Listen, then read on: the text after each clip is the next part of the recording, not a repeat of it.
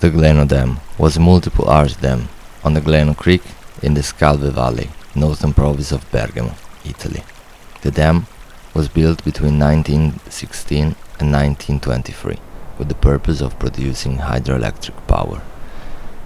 The middle section of the dam collapsed on December the 1st, 1923, 40 days after the reservoir was filled, causing widespread flooding that killed at least 356 people.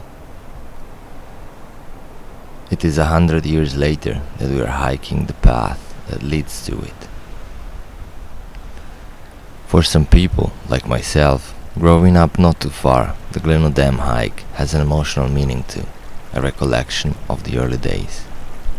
As we were kids, in fact, we used to go to Scalve Valley for summer camp, and the Gleno Dam hike was one of the first of each year, getting our bodies ready for longer and tougher hikes in the coming days.